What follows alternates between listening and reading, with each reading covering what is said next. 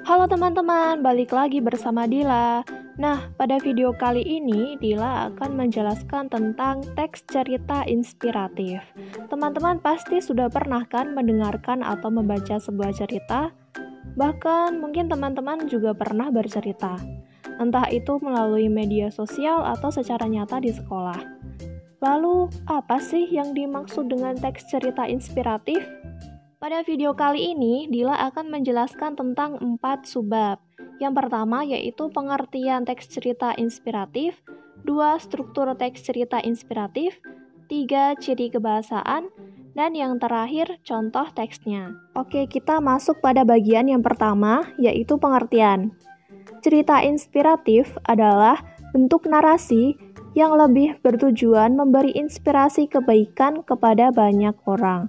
Jadi dapat menggugah perasaan, memberi kesan yang mendalam, bahkan dalam tingkat yang lebih tinggi mampu membuat seseorang berjanji pada dirinya untuk menjadi seperti apa yang dibacanya. Kita masuk subbab kedua yaitu struktur teks cerita inspiratif. Jadi di sini ada 5 strukturnya. Yang pertama yaitu orientasi, kedua perumitan peristiwa, ketiga bagian komplikasi, keempat bagian resolusi, dan yang terakhir bagian koda. Berikut adalah penjelasannya. Yang pertama, orientasi berisi pengenalan tokoh dan latar belakang masalah. Yang kedua, perumitan peristiwa berisi rangkaian peristiwa dari awal sampai puncak masalah. Yang ketiga, komplikasi berisi puncak peristiwa. Yang keempat, resolusi berisi penyelesaian masalah. Dan yang terakhir, koda berisi simpulan dan pesan moral. Yang selanjutnya adalah ciri kebahasaan teks cerita inspiratif. Yang pertama ada kata keterangan tempat, waktu, tujuan, dan cara. Kedua, konjungsi intrakalimat dan antar kalimat. Yang ketiga, kalimat majemuk setara dan kalimat majemuk bertingkat. Yang pertama ada macam-macam keterangan. Ada keterangan tempat, yaitu di, ke, dari, keterangan waktu, besok, kemarin, keterangan tujuan, supaya, agar, dan keterangan cara, yaitu dengan dan secara. Yang kedua ada macam-macam konjungsi.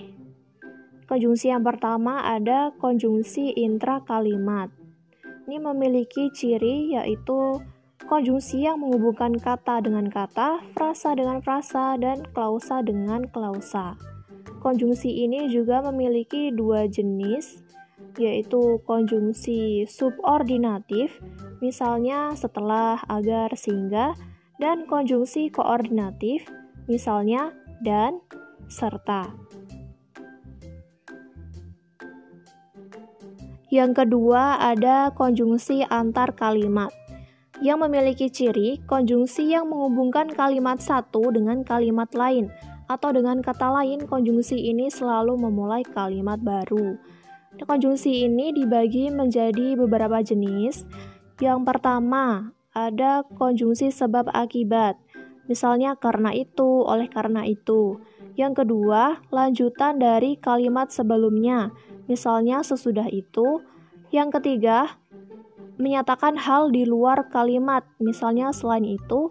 Dan yang terakhir, konjungsi pertentangan, misalnya namun dan tetapi. Ketiga, ada macam kalimat majemuk.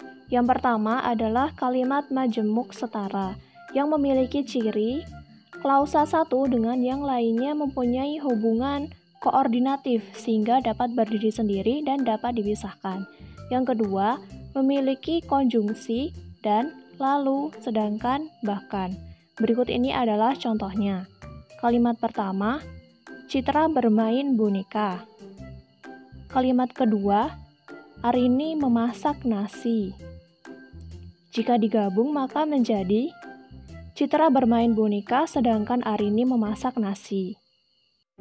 Kalimat majemuk yang kedua adalah kalimat majemuk bertingkat, yang memiliki ciri memiliki klausa-klausa dengan posisi bertingkat sehingga salah satu klausa tidak dapat berdiri sendiri dan tidak dapat dipisahkan. Kemudian yang kedua, mengandung beberapa konjungsi, yaitu konjungsi waktu, syarat, tujuan, sebab akibat, dan perbandingan. Nah, berikut adalah contohnya. Kalimat pertama, dia membolos karena tidak diberi uang jajan. Kata karena ini merupakan konjungsi sebab akibat. Kalimat kedua, mereka mirip seperti pinang dibelah dua. Kata seperti ini adalah konjungsi perbandingan. Kalimat ketiga, petani membajak tanah agar subur. Kata agar ini adalah konjungsi tujuan. Sebab yang selanjutnya yaitu contoh. Saya sediakan contoh teks cerita inspiratif. Kalian dapat membacanya dengan mempost video ini. Setelah teman-teman membaca teks cerita tersebut, apa yang teman-teman dapatkan?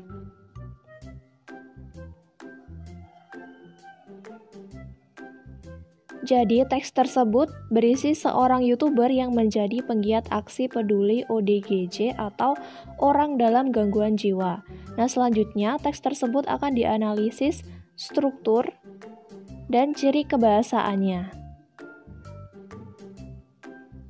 Analisis yang pertama dari struktur teksnya. Berikut ini adalah hasil analisisnya. Pada paragraf pertama ada orientasi karena berisi pengenalan tokoh, yaitu channel YouTube Rian TV yang memiliki konten aksi kepedulian terhadap ODGJ atau orang dengan gangguan jiwa. Lalu pada paragraf kedua, ada perumitan peristiwa, berisi awal permasalahan, yaitu kesulitan Rian dalam berinteraksi dengan orang yang mengalami gangguan jiwa. Namun, dia tetap peduli terhadap mereka karena adanya dukungan subscribernya. Lalu pada paragraf ketiga ada kompilasi berisi puncak permasalahan, yaitu hal-hal yang menyebabkan Rian dan timnya terhambat untuk melakukan kegiatan peduli tersebut. Dalam kegiatannya, Rian membantu orang-orang dengan memberi sandang, pangan, dan merubah penampilan mereka.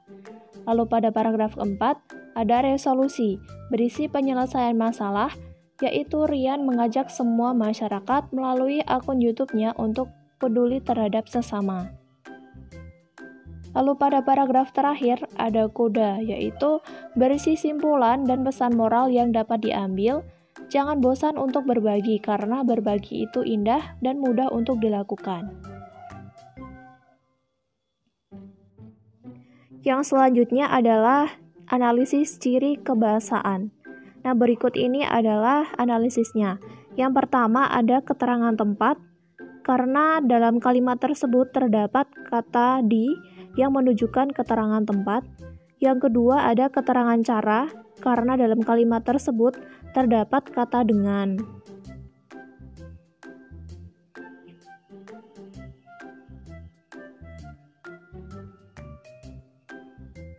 Kemudian terdapat konjungsi antar kalimat, di mana terdapat konjungsi pertentangan di awal kalimat, yaitu akan tetapi.